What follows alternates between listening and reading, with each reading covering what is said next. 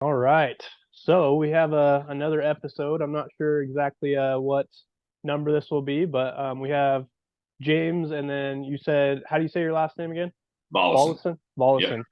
Volosin. He is with Trinity Solar. He's been with them for quite some time. I think he came in pretty much right at or right after the time that I was there. Yep. What 2016. 2016, okay. And Yep. yeah, he's from what I can see and what I've heard from other people, he's a killer. He's been doing lots of volume. You said that you surpassed, what was your total installs you have now? Right now, I think today I'm at 848 over the last 6.5 years. 848. And that was, it's all with Trinity. You never sold solar before that? No, before that, I was one of the top lead generators in the country for Solar City, but out of like an FDS. So I generated leads for other people that sold them, but yeah, I don't count any of that stuff. Only just as an energy consultant at Trinity. I've been in direct sales for about 6.5 years. Before that, when I started Trinity, I started in direct sales. I was probably in direct sales for about 5 minutes. And then we started the idea of what is now one of the biggest field marketing teams in the industry. At that point, it was called Outreach, and we started that idea. I was the first outreach rep ever in Connecticut history. After I came over from Solar City, and started that process, I was in that for a couple of years before I came back to direct. So what's the difference for those that don't know? Yeah, yeah. Field marketing, what we would call outreach, right, is the lead generation portion of door to door. So it's our teams out in the field, creating relationships and setting appointments. Those appointments filtered over to, solar pros, sales reps, versus a direct sales rep, who is the lead setter and the closer at the same time. And so direct sales, if you're looking at a trident of, a setter, a closer, these two are reliant on each other, right? So they have to be in balance somewhat to feed each other, right? You got to be fed by the other one. A direct sales rep is the tip of a spear because they don't need a field marketing rep. They don't need a to buy a lead. They don't need to do any of that stuff. They just self-generate their own business, close their own business, and get paid obviously the highest money when you're doing that because it's the least costly for a company. Right. Okay. So you were in the both of them. Which do you prefer? Oh, I mean, obviously direct sales. I mean, that's what I started in. I started in direct. I was doing pretty well, but that's, Trinity Solar in 2016 has about 300 employees, and it's a small mom and pop solar company. It's not really on anybody's radar yet. And at that time, we sit down to grow, right? We want to grow. And we look at, what do we got to do differently to get there? And obviously, people do business with people. So we knew right away that if we wanted to grow, we had to go find not the best salespeople, not the best solar salespeople, just the best people. So we went out and started hiring people. So the reason that I ended up doing that, and you can think of it like this: in 2016, I'm a heroin addict. I live in my mom's basement. I have $700 because Solar City is just ripping us off, and I'm on the Titanic at that time. Everybody thought Solar City was the greatest thing on the planet. It dominated solar east to west. It was it was going to own solar forever, but the people on the ship already knew that we hit an iceberg. We knew it was going down, so I got out of there, and I was over here for maybe 5 or 6 weeks doing direct sales. I was doing pretty good, and then they came to me and said, "Hey, listen, remember what you did at Solar City? Yeah, okay." We just want to replicate that on the doors. Can you do that? Well, when the owner and high level people ask you if you can do something and you don't even know if you can do it, you lie and you say yes, which is exactly what I did. I said, oh yeah, sure, I can do that. Right. So I went and up to corporate, met with them, came back. I was the first field rep for field marketing outreach in Connecticut ever. And then a couple of the guys from Solar City came over and we went out in the field and just started talking to people. And just So started on.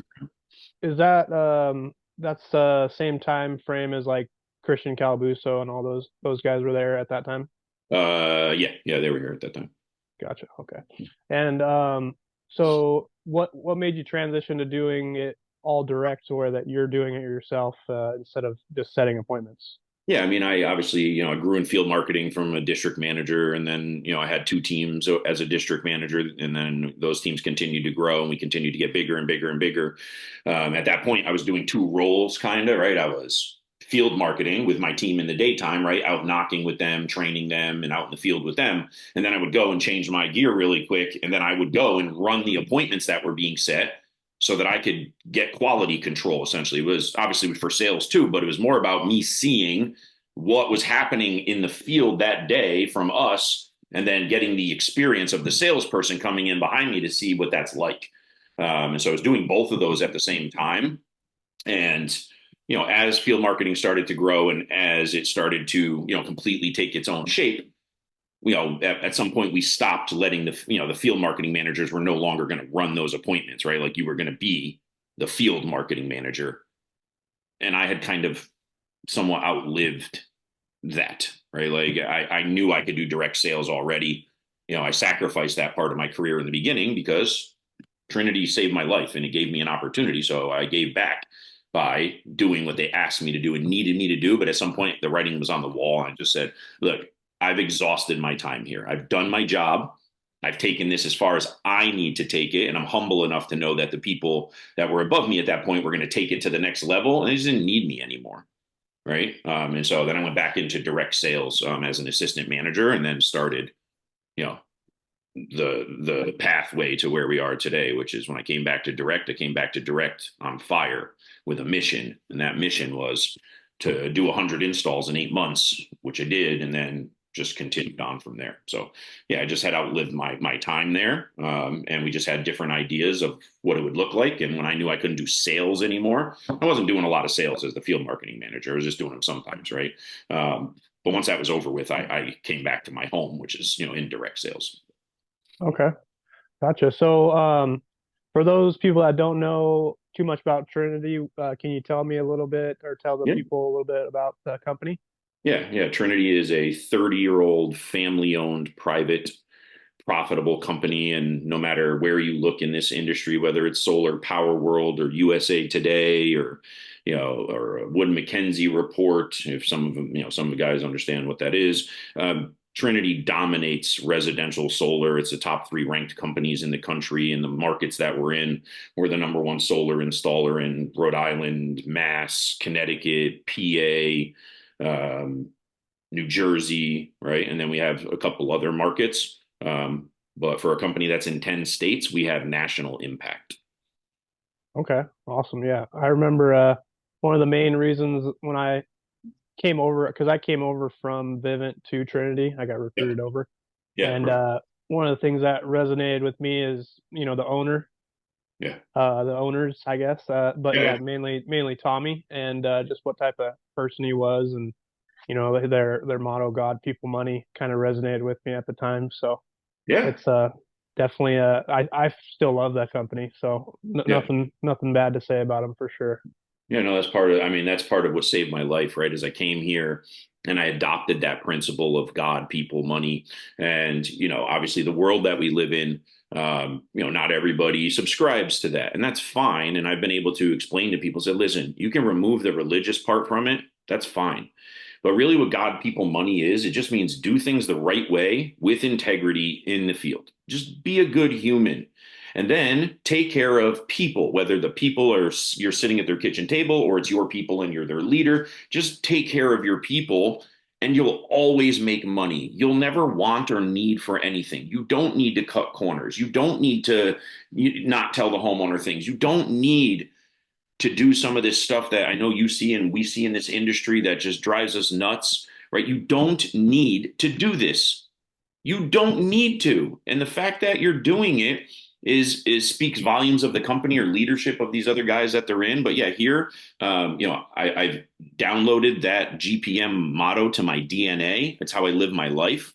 Money is always the last part of the equation for me. Money's cool. I have money. It's great.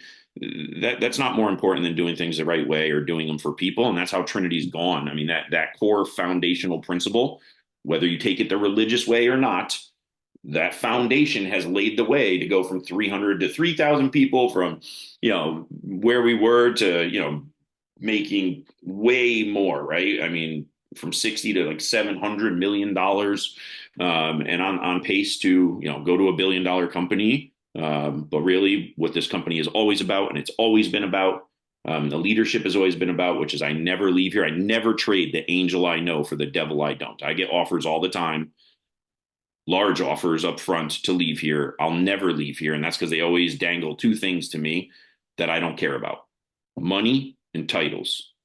Money and titles are not important to me. My people are important to me. Doing things the right way is important to me. And if I look over and you don't have my people and I know that your people don't do things the right way, I'm not going to get involved in that or be part of that organization. I'm just not going to do it. Not for any Yeah, money. the carrot's pretty big out there. I've fell victim to that. Of course. 11 different states and multiple different companies offering things that they can't really provide. They promise the world and they can't really I Yeah. guess come through with it.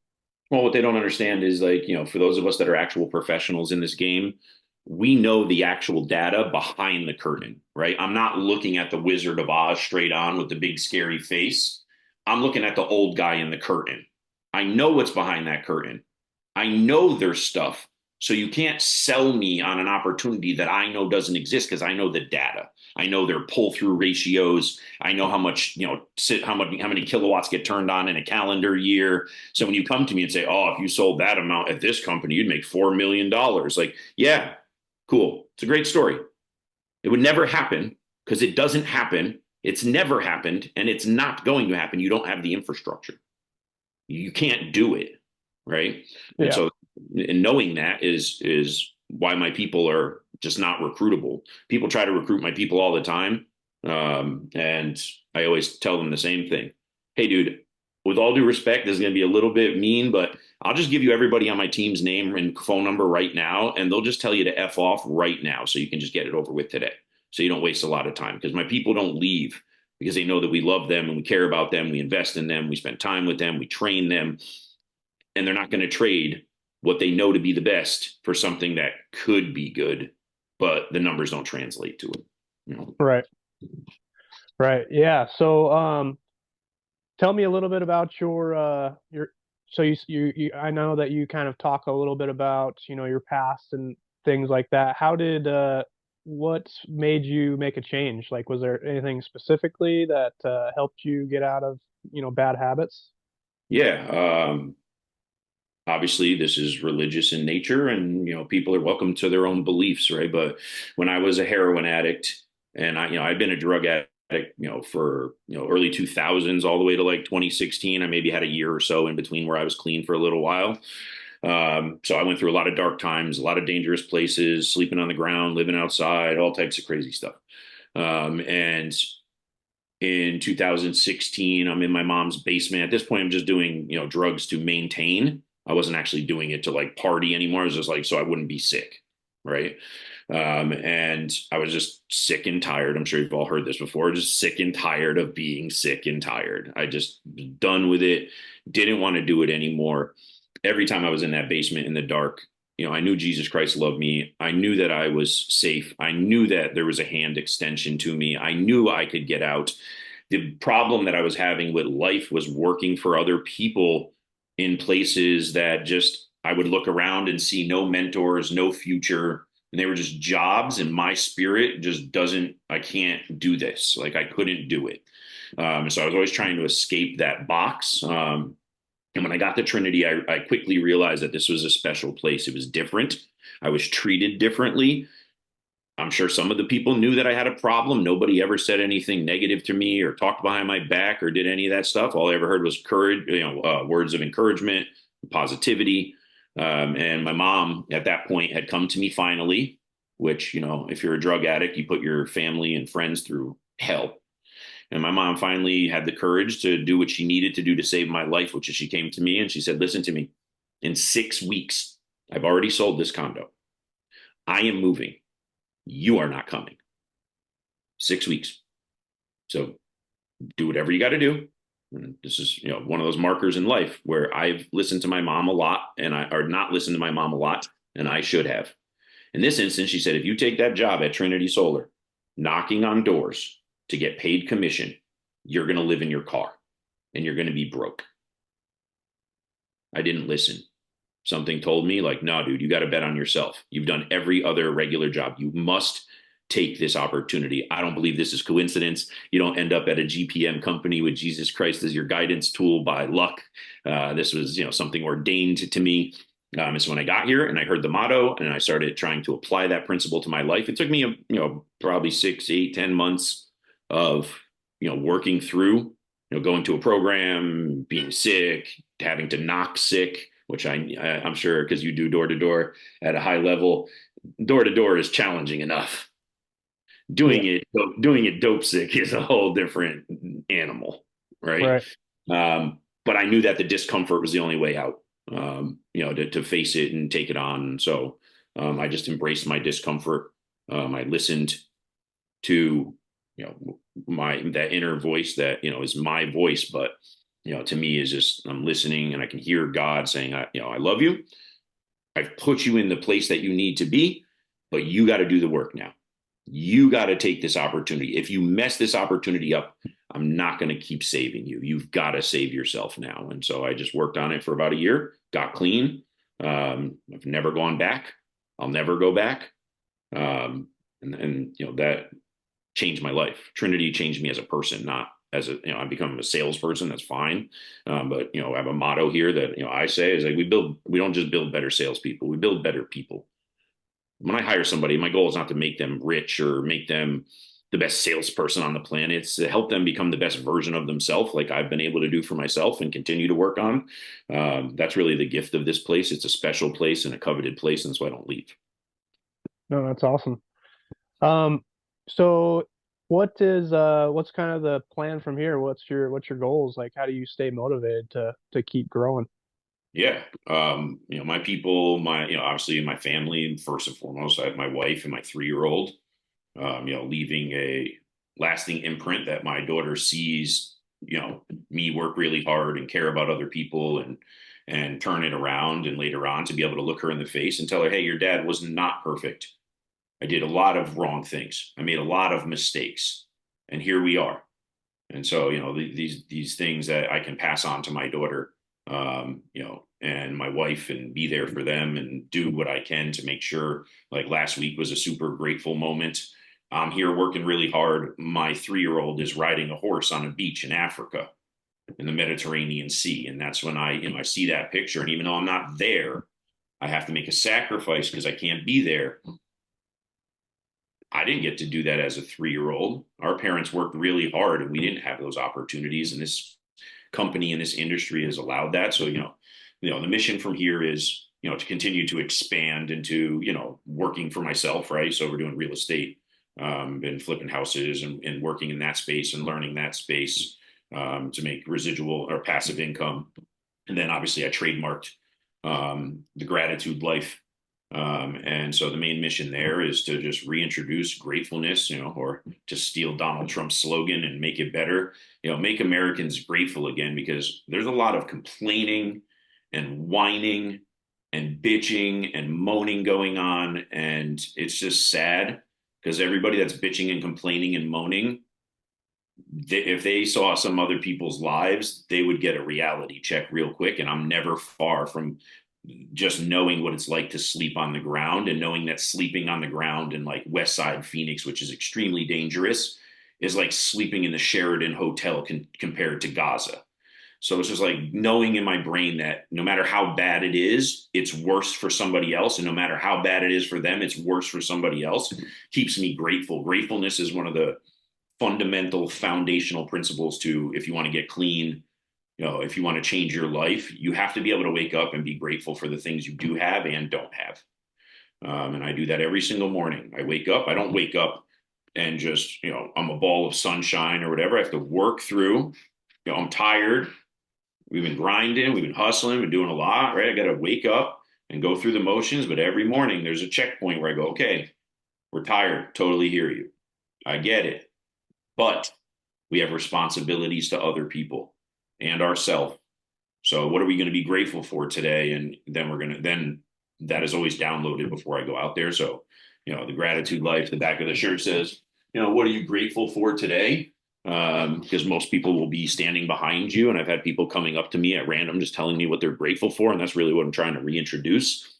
And then once I can get this to the sustainable level and up and running and get a business running, some of these proceeds will go back to mental health and addiction recovery, because I want people to know, and I'm sure people will watch this that are addicts right now or have been addicts. And the biggest misconception is that when you're an addict, that if you get clean and you recover, that you go work at Walmart.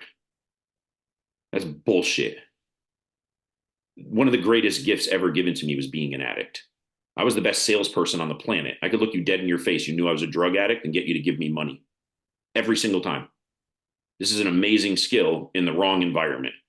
And I've taken that skill and just brought it into a positive environment. So I'm going to, I'm be working heavily on gratitude life, getting videos out there, reintroducing gratefulness, and building that brand to the point, keeping it super simple, and reintroducing, gratefulness to, people so that they all start doing it. So if you watch on my Instagram, I've been giving out the shirts and having people make videos about what they're grateful for. And I think if we do this long enough, it'll take hold and we'll actually make an impact on other people's lives. So, really at this point, it's all about impact and how can I help other people and how can I bring people out of darkness and how can I get them in a position to change their life. So I'm always thinking of that when I'm interviewing people, right? I'm interviewing them with the thought of how can I get this person from where they are today to change their family's life, right? Because that's really what this industry is about, dude. You know this, I know this. This is a special industry. It's unlike almost any other one. You can change your financial freedom forever in a couple of years, right? So, solar is just a vehicle that I use to make an impact and then expand out from that impact. As far as Trinity, I'm in the position that I worked really hard to be in, which is I'm the only senior DM in Trinity in the entire company. That position was made for me. And then it's a hybrid of me being able to still do sales at a high level. I still manage a team, but then I still work with the regionals and work at a regional level. And then I bridge the gap between the field and the ground and the tower and that communication line that needs to go back and forth so they understand what goes on the ground. And then I need to understand what goes on above me. And then I'm able to kind of filter the information back and forth. It's my favorite position. I'm still working on mastering it and, I'll continue to do that. Okay. Awesome. So, what is Trinity's main product? Are they mainly doing leases, PPAs, loans? Like what are they mainly, what do you guys mainly push? Yeah, I mean that would just be state specific, depending on what state you're in, which product to use. My portfolio is diversified. Like I'm using the right product at the right time. I think in the solar industry, or even with homeowners, right? It's the misinformation superhighway. It's the peanut gallery. It's the sales guy who doesn't know shit. So with whatever company he starts with, he thinks that product's the best product. All of the products are better than a utility company. A utility company is a liability. It's an open access point to continue to take money from you. It is never better than a solar system. There is no solar system I've ever put up in my entire career that is not better than a utility company, right? So depending on who I'm meeting with, but is Trinity specific to a product? No, we have access to all the products, right? PPAs, leases, cash, loans, right? We have access to every single product, and teaching our people to understand and ask the right questions in a home to identify, because what's best for you as a product is not best for the other person, right?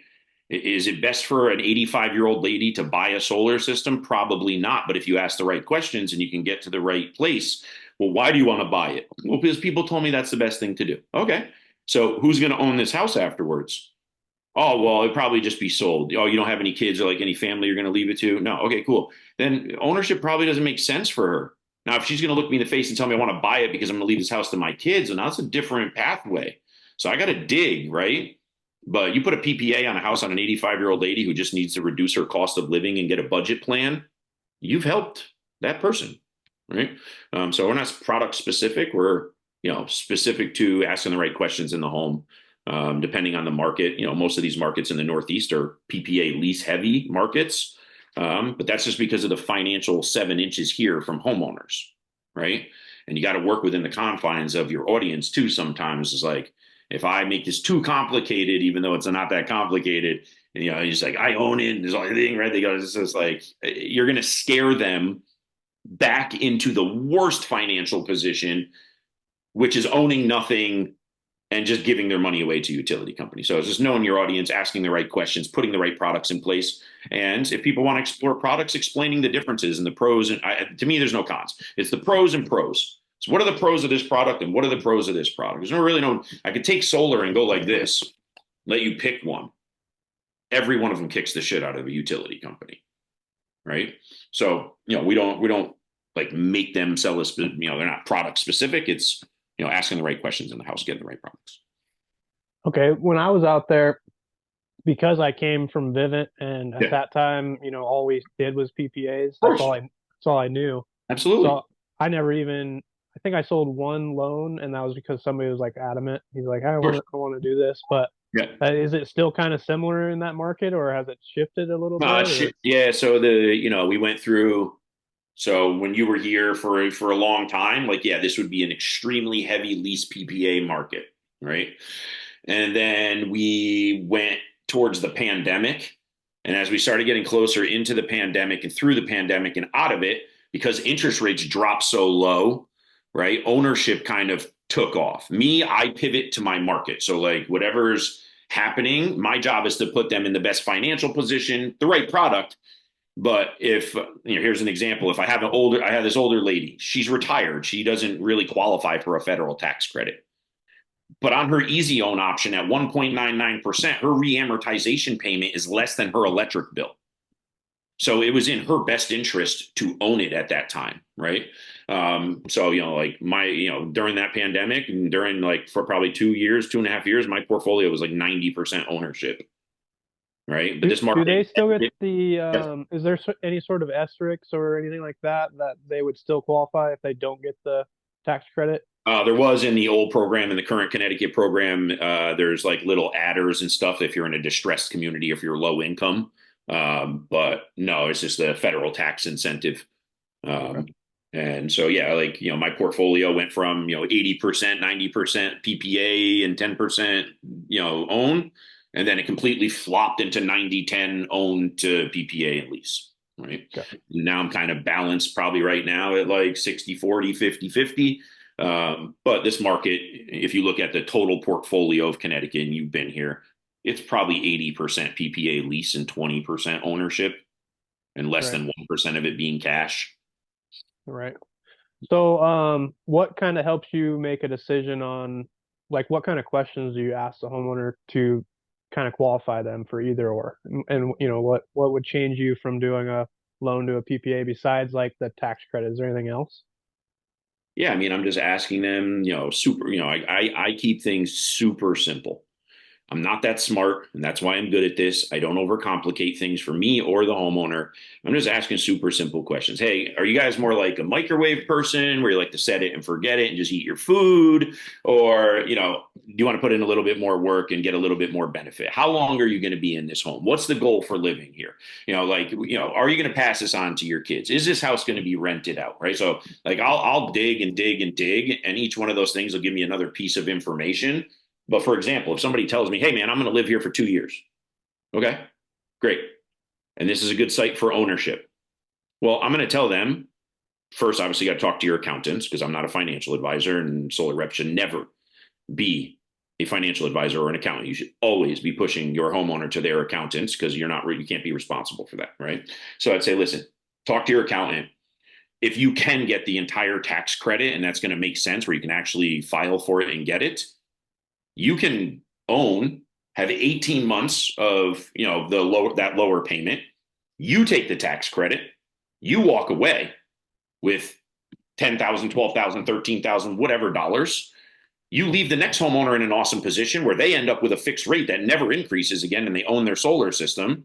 And you walk away with extraction of thousands of dollars in savings. You just pull it out on the front side and walk away. Right. So there's a lot of ways to, like, move these positions around, right? Prepaid PPAs are something that most reps don't know about or utilize when somebody can't get a tax credit, but they want to own it, but they want to get all the benefits and warranties, right? Yeah. So I just dig, dig, dig, dig, dig. And then I whittle it down to the option, right? Like what's going to be best for this person. And I go over that with them and I present my professional opinion on what's going to be best for them. And they either take my opinion, and if they don't, that's okay. Then they come in and say, listen, I hear you, but I would like to see this. Okay, well, let's explore them. Because in the end, my job is not to sell you what I want.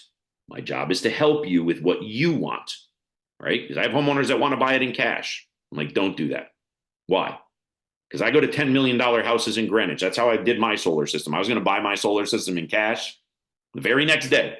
I went to a house in Greenwich. It was like $10 million. I put a cash contract on the table, and this was a long line of referrals. So I'm like, he's just going to buy the solar system. I'll be done in 5 minutes. And he looked at me and he was like, what's that for? I said, it's a cash contract. And he was like, well, why would I do that? I said, listen, man, you know me. Your friends have told you I'm super straightforward. I'm a little bit rude sometimes. I'm going to be straightforward and rude right now. You have a safe in the house and it has that amount of money in it or more. Why wouldn't you just pay for it? He's like, great question. My question to you is, why would I use my money to buy your stuff that I can get at no upfront cost? I'll pay no upfront cost. I'll do the loan. I'll pay a lower payment. I'll get a tax credit and I'll make money off my solar system, $0 to make money. And then I'll take the money that you just said that I have and I'll go make money with it somewhere else. I learned a very valuable lesson at that house that day, right? And I came back the next day. I was going to buy my system in cash and I didn't. I did it in a 0.99 easy own option and bought it that way because he was right. Then I took the tax credit and now I'm flipping houses with it and making way more than 0.99%. And now I created two revenue streams instead of one. So, that's usually how I'm digging and finding out. And, I've been doing this at a high level for a long time and I still learn lessons in this all the time, depending on who I meet with and, the questions they ask. And that's the fun of this game, right? Is you've heard every objection, but you haven't heard it from that person. And it's the same objection, but it's different because it's a different person. Their physiology and the way they think and all that stuff is different, right? So yeah, it's always a fun Rubik's Cube every day out in the field. Yeah, I agree. What are you seeing in the Connecticut market as far as reselling homes after they have solar? What type of experience is it for the person that Yeah. did pay cash, got a loan, or the people that are doing PPAs or leases? Yeah. So obviously, this. I mean, there's tons of different products out there. And homeowners, like right now, well, maybe we'll talk about that afterwards, about where the solar industry is going and what's going on right now at this moment. But as far as selling the house, nobody has more experience than I do at that. Real estate agents can have their opinions all day, but the data report from 2019, I know you're aware of it from Zillow, that's just raw data. Houses with solar sold for 4% more across the country. They sold in the same exact amount of time. I sold my mom's house with 2 PPAs on it in 31 days with no problem. I've sold 51 houses, not me being the real estate agent, me doing the transfer part of it, 51 times. Nobody's looked me in the face yet and been like, yeah, I'm just not going to buy that house because the electricity is less expensive. Sounds ridiculous, right? So, I'm not, I'm seeing real estate agents that I am now have partnerships with. I've gone and spoken to maybe 3, 4, 5 different real estate offices to bridge that gap and reach across the aisle and say, guys, listen, your market is changing. You got to evolve as a real estate agent. You have to know that the state has a 100% renewable energy goal. It's the third highest utility rate in the country. You have to know how to navigate these things. The good thing for you is you don't need to know how, you need to know who. And if you come to me, whether it's our company or somebody else's, if you just send me the agreement, I can tell you exactly what you need to know to sell it, right? Somebody reached out to me on Facebook the other day that I don't even know. And she saw my name in some kind of town page 87 times. She said, I heard you're the person to ask this question to. My daughter wants to buy this house and it has solar on it and it goes up 2.9% per year. Like this is like it goes up a lot, right? And I was like, okay. What year was the solar system put in? The rate was like 62% less than the utility company. Protected at 2.9. I said, you go back and tell your daughter to buy that house as fast as possible because that house has a rate that you're never going to get again. And even if it ran for 25 years, it would never reach the utility rate. Not mathematically possible, even at the rate of 2.9 versus 2.9 with the utility, it can never catch up, right?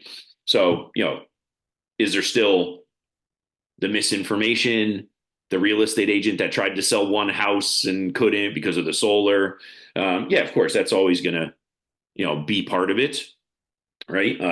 But it's getting better and better and better as we go on, because more and more real estate agents were reaching out, were communicating, creating partnerships with them, letting them know that we're there. But you got to be careful who you do business with and what product it is. Does that lease affect your debt to income ratio? Is it transferable? How does it impact credit? Right? Just knowing these things. That's why the products that we use, the products that we use are easily transferable products, whether it's owning it, whether it's a PPA. It's been structured that way to not disrupt it. To be fair to a real estate agent, you might show somebody 50 houses and don't get one sale. You don't make $1, and you've driven all over the state. So when you get to the 51st house and they want to buy it and that deal goes through, what do you want to do? You want to get paid. Let's just call it what it is. And I don't blame you. But making a phone call and simple transfer over, it's really not that complicated. It takes like a couple of days. And if you know what to do, and you reach out to me and I tell you what to do, it's a pretty easy transfer. So it's getting better and better as we continue to work together. Real estate agents start getting solar. Solar brokers have realtor brokers have solar. And so the more they understand it, the more they're able to communicate to their own people. That's really not stopping you. But if it is stopping you, then you need to educate yourself. You need to get with the times, because I make it very clear. We are putting up solar with or without you. That's happening. Right. It definitely is. So what are you seeing with if somebody does cash or loan, do you see like a big increase in value in that area, or is it not as Yeah. good and that's why you kind of push more people towards, what would transfer over easily? So all the stuff that we have transfers the same way. I mean, obviously a cash deal, you don't need to transfer. It's just you own it now. You call us and we put your name on the opportunity and you just take over, right? So that's an easy one. Just change the name in Salesforce. Um, the other two products are easily transferable. I'm never worried about that. However, I'm always very honest with the homeowner. Look, this report says that the average was 4% across the country. I'm just going to tell you this straight to your face right now up front. You're not going to get 4% more for your house in Connecticut because you have solar. Now, later on, 10 years from now, if you have one-to-one net metering, and 10 years from now it's not the same net metering and you need batteries or whatever, and you hold that in a grandfathering in, that's a different story. Your real estate agent would still need me to show you how to use it as a tool to make more money. But as long as you're using products that transfer with no problem, yeah, I'm not seeing, and I can talk to my, top 1% agent friends. Yeah, I'm not seeing that it's going to sell for more money. It's just a checkbox in a pro list of, if I look at this house and this 2,500 square foot house's electric bill is a decent luxury vehicle, and this one is a Honda Civic. This one has price protection. This one doesn't. It just goes into my pros list when I make a decision, because obviously anybody buying a home should be asking for the gas or oil bill, asking for the electric bill. Knowing the footprint of the house is probably just as important as knowing the location, or how many bedrooms or any of that stuff. You got to know the cost of living for the house, because if the house looks really great but the cost of living is astronomical, you got to know that right away, right? And the solar system is a protector of that, right? It just stops the bleeding, puts consistency in place, and you make a little bit more money each year. Look at it like a solar is a no upfront cost investment account, a fidelity account that just sits on your roof, and it just matures every year. And it might mature at 2%, 3%, 10%, 5%. Every year it's different, but each year you're making more money, because I go back and I do add-on systems from when you were here. 2016, I just did one recently. That person got 11 cents in 2016. The rate is with a PPA at 2.9. The rate is only 14 cents today. The utility has more than doubled since then. Math is math. There's no disputing solar. It's 25 years of data that says solar kicks the crap out of utility companies, Right. at least in this No, state. I definitely agree with you. Yeah, and from moving around and going to different states, it's different in every state from my experience. Mm-hmm. Like in the more saturated areas where solar's been around longer, like California, say they have 17, 18% of the homes have solar. There's Yep, of more data for the appraisers to go off of, and they can course. actually add more value to your property. Yeah. But places like I live in Florida now, and we're at like 1% adoption. Yep. So when I try to go sell somebody on a loan, I'm pretty much telling them like, hey, you're probably not going to get out what you put into this, whether you pay cash or you get a loan, as far as appraisal value. Like if your house is worth 500 grand, Yeah. you probably aren't going to get 60 grand back, for your solar. So in that Oh yeah, no doubt. situation, you could be potentially losing money, but if you're there long term, if you plan on selling sooner, maybe we should look more at the lease option, because Florida you can only do lease, but Right. Yep. Yeah. PPA, right? Right. So, and that's what the reps should be doing. Every market has to be looked at its own, premise. You can't just say that, It's oh, not well, the cookie best thing cutter to do is everywhere. own, right? Yeah, Uh, all the miseducation, super highways and peanut galleries on the town pages. Like, if you don't own it, it doesn't make sense. I was like, you're right. It doesn't make sense. It makes dollars, but you just don't know how to do the math. So, if you ever want an education from a professional, just let us know and I'll show you how the math works. right. Because it's just basic math. It's just simple inflation versus utility companies in Connecticut never have hit 2.9%. How could they? Talking about an infrastructure that runs from Connecticut to Canada. This is not a very good way to do business and is very costly. And with electric vehicles coming at the rate that they are, I sign up UI employees, Eversource employees all the time. And they said, yeah, the infrastructure modifications coming are in the billions of Yeah, dollars. who's paying for that? Yeah, we know who's paying for that, and it ain't the utility company. Yeah. You know. So, yep. So, yeah, I mean, I feel like, solar's in a kind of a weird spot because the interest rates and stuff are so high.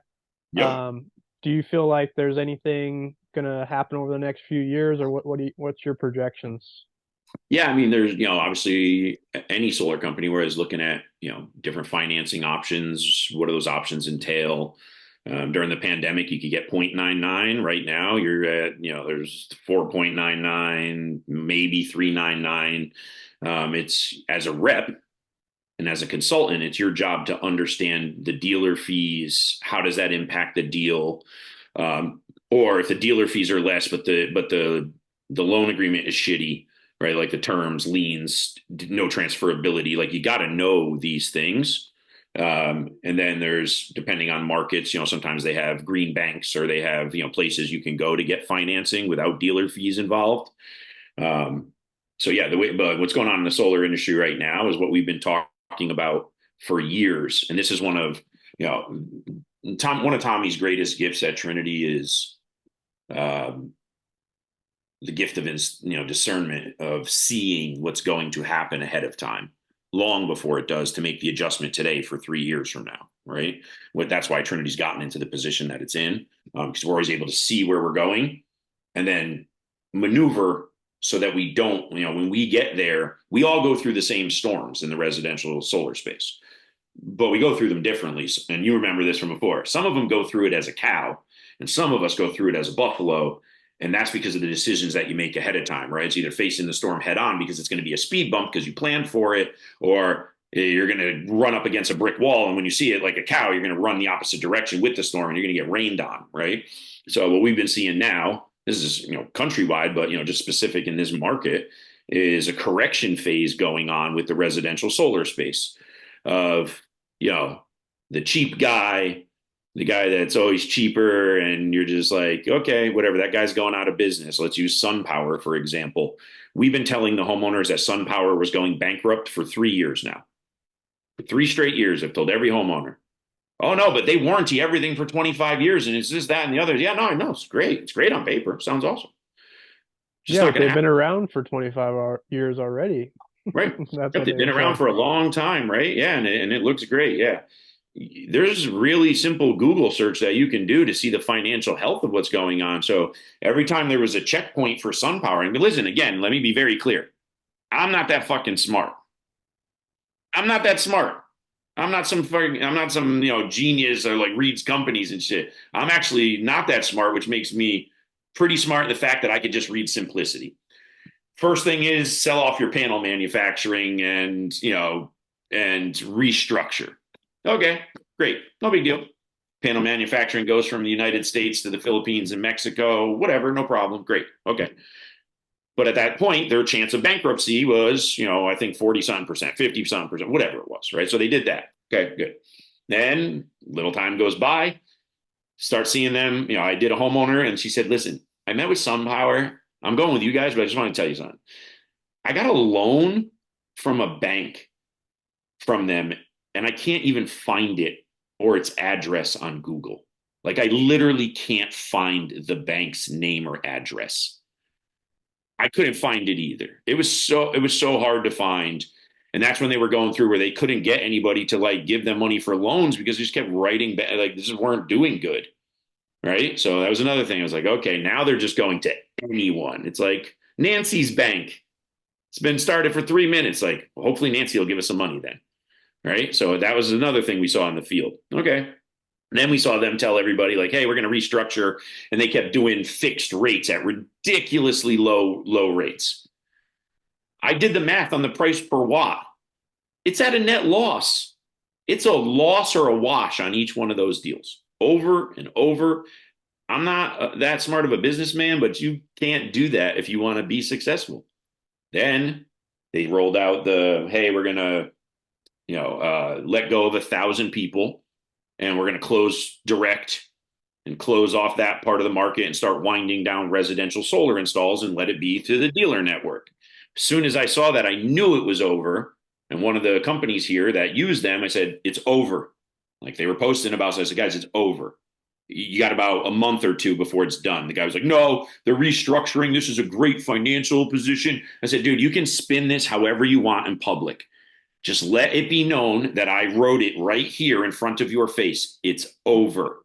And then a month later, that thing, I'm sure you saw it, came out, said, hey, we can't offer PPAs and leases anymore. And then 5 minutes later, the letter came out that said, hey, we regret to let you know SunPower is, filing Chapter 11 bankruptcy. Right. So right now, the correction phase is a lot of these guys have no sales skills. The only thing they could sell is cheaper.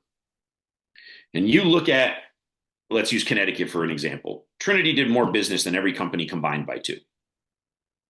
And so if theirs is much cheaper, and we both put black rectangles on your roof, and we both have the same product, and we're both essentially doing the same thing, using the same program, and theirs is way less than mine, but everybody's using me, you can take all the time you need to figure out why. When a 30-year-old profitable company puts a 25-year agreement on the table, you better pay attention because you're going to put it on the most expensive thing that you own, right? And when you put it on the most expensive thing that you own, you've got to make the right decision. Yep. So you got to make the right decision when you're doing it. And the answers are in the numbers. If a company is installing less solar than I am by myself, which a lot of them are, right? I did 1,250 kilowatts. There's a whole bunch of companies that did less than 1,000 kilowatts. I don't know that you want to get involved in that. So we're going to see a lot of corrections go on. And I don't wish this on them at all. I'm not saying this in a positive manner, but there's a lot of companies that are going to be done soon. Yeah. That are on watch right now that are going to be in trouble, right? And especially, I know Titan wasn't necessarily a big competitor where you're at, but what do you know about them and their? I'm friends with Brandon Cottrell. He's a high level rep, and now he has his own company out in Vegas. He got off that boat again, just like when I got out of Solar City. He said, "Yeah, no, something's going on. I don't know what it is, but something's off. I got to get my people, and we got to get out of here, right?" And yeah, Titan was one of his, they were number one on the Solar Power World report for residential solar installations. They did massive amounts of installs. And yeah, watching them go down, watching a Titan in this industry, literally and figuratively in the name, go down was eye-opening. We saw that domino fall. We saw ADT gone, ADT Solar, Suntuity in New Jersey, which is a competitor for us in New Jersey, go gone. And then we watched SunPower decline and then that happened. That did damage to like 5 or 6 companies in Connecticut. Why? Because they were hitched to that wagon. Their whole thing was hitched to SunPower's warranties and SunPower. And when SunPower had their problem just now, the homeowners on Facebook are pissed because they can't call SunPower. and the installer is not answering the phone. Why? Because they don't have any answers. It's in chapter 11. They really don't have an answer for them. That's a lot of money tied up in just stuck. That's going to be costly. And Yeah. they're not going to admit it in public, but they took it on water, massive amounts of water from sun power instability. Right? Right. So it's going through a correction phase right now. Press the button and pull up. Um, so yeah, I just I mean, I don't know, I'm not sure how much more time you got left, but is there Yeah, we're good for like, I mean, we got like 12, 15, 20 minutes. okay, perfect. So tell me a little bit more about you personally, what kind of things you enjoy outside of solar? Yeah. Obviously I enjoy trying to, I've only been an adult since 2016. So it's a completely new world to me, right? I've been clean and adulting since 2016. So I'm like a small child that's an adult, like is a whole new world to me. So the blessing I have is my personal like friendships and Trinity are kind of interwoven together. So a lot of the dope stuff that I do is kind of intertwined with my brothers and sisters here and spending time with them, whether we're we're it's a company trip or, we're hanging out outside of here. And it's always a mixture of, personal stuff and hanging out as friends, but also business. So I'm blessed in the fact that I can do both at the same time. I'm really focused, on taking baby steps with this and just getting the message out there. As far as personally, when I have time, just like any other, guy, I play video games, hang out with my wife and my daughter, try to give them the best experiences I can instead of things. I don't get to travel with them all the time because of how many responsibilities I have. So sometimes, when I can travel with them, I like to travel. Um, but, you know, I'm just really focused right now on not working till I'm 70 years old, right? Like right now is the time where I secure the rest of my life and I don't, so that when my daughter gets to be 12 years old, 13 years old, like I'm spending 90% of my time with my daughter. Taking her to sports and karate and all these other things. And like I'm completely invested in making sure that my daughter is the best version of herself, which means an infinitely better version than me. And that's really what the goal right now is. So personally, do I have other things that I do? Yeah, I really just focus right now on the real estate, my clothing line, my Trinity and my people, because I know my investment in all of those things is the ROI for me personally and growing as a human and my family. And then just working on my mental health constantly is a big part of my life, like, counseling and, just doing exercises and, spending time in the morning, being grateful and just, focusing on anything that makes me a better human being. Because I have a long way to go, just like anybody else does. So, those are the things that I'm focusing on right now. That's the time. That's really what my entire day is wrapped up in. Okay. Do you do anything specific do you do like abundance meditations or anything like that for gratitude, or is it more just like you have a checklist of or things you write down, I'm grateful for this, I'm grateful for that for like other Yeah. people that may need that? Yeah. So, in the morning time, like I call it, the grace hours where God's grace is, I can hear it because there's silence, that 4 o'clock, 4:30, 5 o'clock in the morning time when there's literally no noise, right? There's no cars, I'm not being messaged on my phone, right? I'm not being disrupted at that time.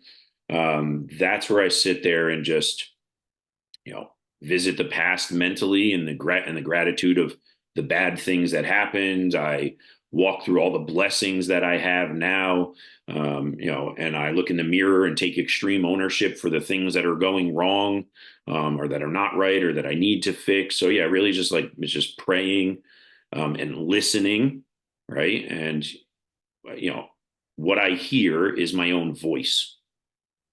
I always hear my own voice, right? Whether it's telling me to do something, right? I'm always going to have to deal, dude. And I always deal with this. I can always hear the evils. It always talks to me. It's always going to tell me, it's always telling me, like, hey, man, you got a lot of money. Nobody would even know. You could just get high once. So I got to deal with that all the time, right? But that voice has gotten so small, like where before it was this big monster that sat on my shoulder and like just had complete control of me. Now it's like this big, and so I just turn to it and just go, yeah, I hear you, dude. Totally hear you. Great story. Shut the fuck up and don't talk to me. Because you don't have the right to talk to me. You have no reason to be here anymore. You're wasting your energy and time. So it's just me, mentally going through that, right? And always, there's a thing called ants, automatic negative thoughts. You can look it up. Dr. Amen is one of the foremost authorities, I believe, on ADHD and brain chemistry. Is there's a thing called an ant, right? An automatic negative thought. Your subconscious is hardwired to like protect you. So it's always telling you all these fear-based things, right? And if you ever look at it, and I think I put it on one of those posts, if you ever microscopically look at the face of an ant, it looks like a demon. If you look at it up close, it's super evil looking, right? And an analogy would be like if you see an ant on a sidewalk and there's a couple of them, you can just avoid them. You can step on it. It just has no effect on you. If you stepped on an anthill in Africa and all of the ants came out and were able to get onto you, they would consume you in 2 seconds. There'd be millions and billions of them. And that's what's happening mentally, right? Is if you let one or two of those ants in and you don't have the conscious wherewithal to go, hey, I hear you. However, fear is a mile wide and an inch deep, and you're talking about things that are not actually going to happen and I don't have to waste any energy on. And so, being able to consciously divert, negativity into positivity, and then have your brain, release chemicals that make you happy. One of my greatest tools on the planet, I don't know how you are with this, is sarcasm. To me, sarcasm is one of the most important tools that I have. When me and the other leaders here, we're going through a tough day and it's just on us and things are organized chaos and it's not going right. One phone call, say some stupid shit, just laugh at what's happening, be sarcastic and make fun and have fun. Smiling and laughing is the greatest medicine and gratitude on the planet, right? Helping other people is the greatest antidepressant on the planet, Esther Pearl. Like, these are the most effective tools because what we do is fucking hard. It is a 2% position. It is very the battlefield is this 7 inches. It's not external, it's internal. And it's the difference between absorption and observation. If I observe what's going on outside of me when I'm knocking, somebody's like, fuck you, get off my porch, whatever. I observe it, but I don't absorb it. I just move on to the next house, next opportunity, no problem, right? Put my music back on and just walk. But the people that absorb it, right? Like, oh my God, he was mean to me, he was mad at me, and it's like, you're not that special. It has nothing to do with you. It's not personal. Knocking doors, it gets paid the way that it does because it's in relation to how hard it is mentally, right? I'm getting paid more than doctors and lawyers. Why? Because what we do is really, really, really, really hard. Just a different hard, right? So trying to spread that information, if we're on those door-to-door threads and giving that information out to people, and just trying to help some of these guys, who I know that if you take advantage of this opportunity, it'll change your life forever. It's changed my life forever. It's given me financial freedom. It's made me a different human being. And it's made me look hardcore in the mirror and go, I'm the shit and I'm not shit at the same exact time in the same exact time frame on both things at the same exact time. Right. And that awareness, that I get from Jocko Willing talking about extreme ownership all the time, or it's Gary Vee talking about gratitude and, all the positive stuff, right? Fix your well, not your sink. Short, impactful stuff to try to help other people. That's really, what I'm going to focus on moving forward. Awesome. Well, I appreciate you taking all the time with me today. Something fun that I like to start. I'm starting to introduce at the end of most of these podcasts is you have any sort of maybe what people would call a conspiracy theory or something like that you're really into, or a conspiracy theory that I'm really into? I'll be honest, man. Like, I don't really get involved. I don't pay attention to the news anymore. I don't pay attention to any real. I try to like completely block that stuff out and not get involved in it. Because during the pandemic, I actually had So during the pandemic, had the news on. I kept paying attention to what was going on. And what I didn't know was subconsciously this was damaging me. And one day I passed out and smacked my face on the ground. And then a couple of days later, I passed out. And what we found out is that without understanding what was happening, all of that stuff was getting just constantly berating me. And I was taking it in subconsciously while focusing heavily, stressfully on, doing solar, right? And focusing on helping people. That took a massive damage to my mental health. And it took a while to get out of it. And it was really stressful. But yeah, I don't really get into conspiracy theories. However, I don't believe in aliens. I don't think there's aliens. I don't know if you ever watched Skinwalker Ranch. That's one of my favorite ones. I think that there's a book called Angels, Dark and Light. It's actually written by a pastor in Arizona. And if somebody gets a chance, read it because it gives you a really, really deep insight into the spiritual realm, what's going on. And what I think is that what you're seeing at Skinwalker Ranch and these things that you're seeing is actually the movement of angels and demons and those figures. It's not green men driving around in spaceships. I don't believe in that. So like, it's not that. So it's not, I believe in the conspiracy theories. Like I believe that what you're seeing is actually there. There's actually something going on, and they are seeing it. There's proof of it. You can see it in the videos, right? And there's all these scientist guys on the ground. They're trying to figure out the science of it. But I got news for them. You're not going to. You will never figure it out because it's already figured out and it's literally written. And if you read that book, it talks about something from the Bible that would match the description of those things. So, that's a show that I watch that maybe you can call a conspiracy thing where I'm just like, I watch it because it seems more science. It's like science, but they're also like completely open to it. And it doesn't seem like there's any, if you watch those other shows where they're like, it's like those ghost paranormal shows where they're faking some of the stuff to make it more scary. I hate shit like that. Right. So yeah, I mean, that would be my thing. Skinwalker Ranch, watch Skinwalker Ranch, read that book. Okay, so so you're saying that it is that somebody wrote that you said the book about, and Yeah. it's their personal experiences, and they believe that you said it was a Yeah. pastor or Yeah. So was there's a more pastor in evil. Arizona who wrote that book. It's called Angels, Dark and Light. And it kind of reads through that realm, right? Like in understanding what So they're it's like talking about. it's a Christian version of like what are Yeah. they seeing? What is aliens? Is aliens a real thing? Are they evil? Are they good? That Yeah, sort of yeah, thing. but yeah, it's touching base on like what I would assume to be what I'm seeing at when Skinwalker Ranch and these other places are showing it, right? When they're feeling malevolence or they're feeling benevolence or they're, something's happening that is moving at the speed of light, right? These things are moving so fast. It is just, once you read that book, there's actually a part of it that talks about seeing something that would literally, if you looked at what they were looking at, that, what they would call an orb, or they would call that, they're seeing a craft that's like circular. You'll read in that book kind of what it is. Gotcha. Have you obviously Napoleon Hill, Thinking Real Rich. Yeah, I've heard of the name. I've maybe read what was some of his other books. I think I read a different book that he wrote. I think he had like some principal books too. Yeah. Napoleon Hill does, but he Yep. also wrote a book back in I think it was just after the Great Depression, Okay. and they didn't release it until 2011, and it's called Outwitting the Devil. Okay. It's my favorite book.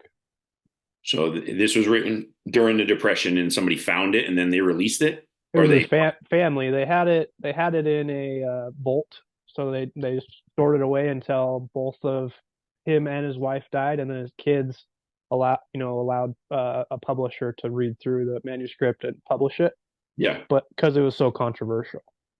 Cool. I'm gonna have to. I will check that out. I mean, when early on in the early 2000s, I was a drug. I was doing oxycontins. It was the middle of the opioid epidemic. That's when I started getting into that. And so I wanted to get clean, and I had to learn a valuable lesson in life called no matter where you go, there you are. So I thought that it was Connecticut's fault. It was my friend's fault. It was the place's fault. It was the people's fault. It wasn't me. It was all of them. And if I just left, then I would just be clean and my life would be dope. So I went to Arizona, and I lived at a friend's mom's house, and I got clean the hard way. Just laid on the ground sick for about 3 or 4 weeks. Just massive struggle, right? And then 3, 4 weeks in, I come out of it and start to feel better. Start kind of just trying to figure out what I'm going to do next. I end up with my cousin in Arizona, and he's hanging out with people that are doing crystal meth, selling drugs, that kind of stuff. Um, and so obviously, no matter where you go, there you are. I was there, and this is no different than what I was just with. And I very quickly was now part of that and getting involved in that. And I started hanging out with these people that I just, West Coast and East Coast are a little bit different. I'm not used to gangs or any stuff like that. So it wasn't really like something that I was privy to living here. So that was a little bit different. But other than that, I was like, it's just more people doing drugs and doing bad things, not any really different than the East Coast, right? What I did find out though is those people I was living with were doing way more than gang stuff or drugs. They were into dark, like really evil things that I was just not aware of. And I saw little things here and there that at first I would just say, yeah, I'm high. And I just imagine that. And it's, I'm just hallucinating or whatever. Right. But then more things would happen. And then things would happen that there was no way that I could pass off as like, you could be high as a kite. And there was no way you could not know that this thing just happened. And so I saw some stuff that just like, and without going into detail, because I don't want to relive it right now. I saw really dark shit that no human being should ever see and be a part of or have to witness. And that is where I found Jesus Christ. Right? I mean, I found Christ in evil when I saw evil for real and knew that there are things beyond people here that literally like have an agenda, like the same way that you and I would love.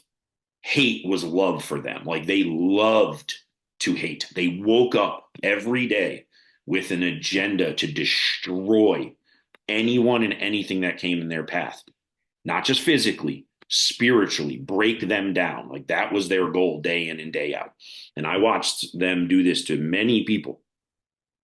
People committed suicide, people, dark stuff, right? And that is really where I found Jesus Christ. I found Jesus Christ in the dark.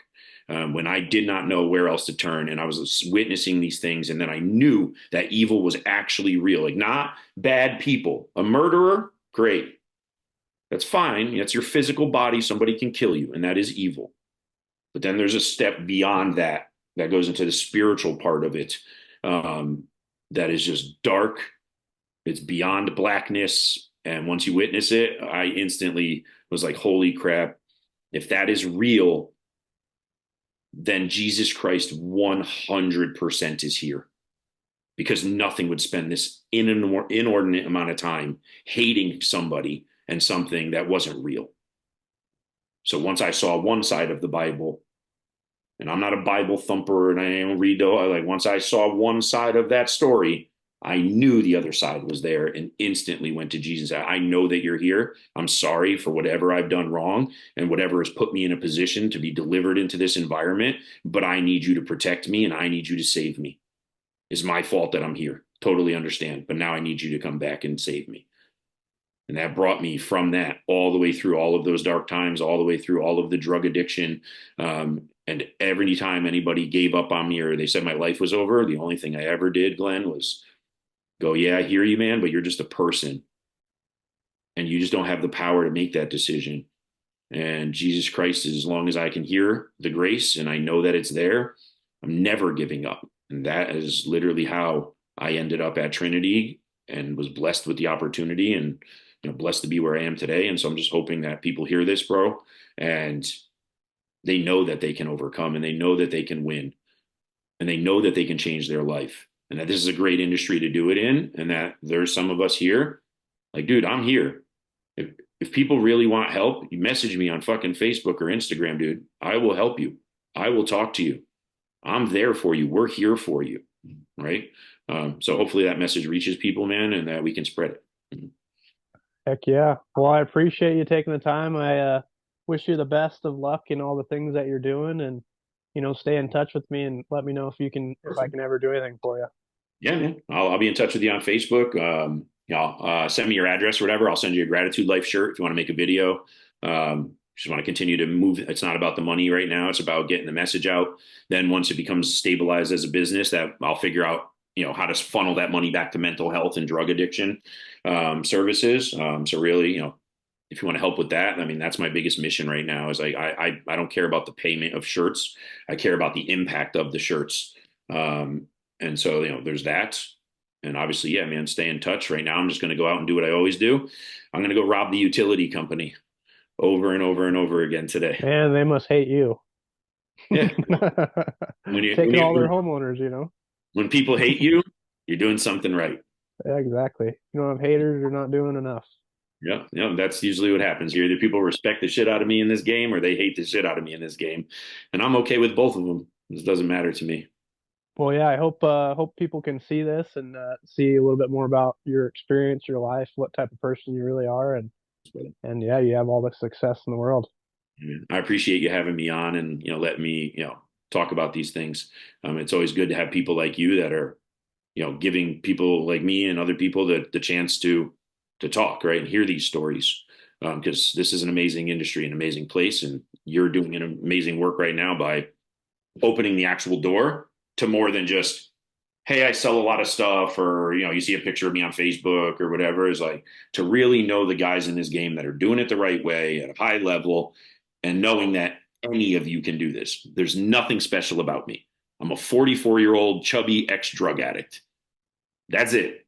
I just don't stop working.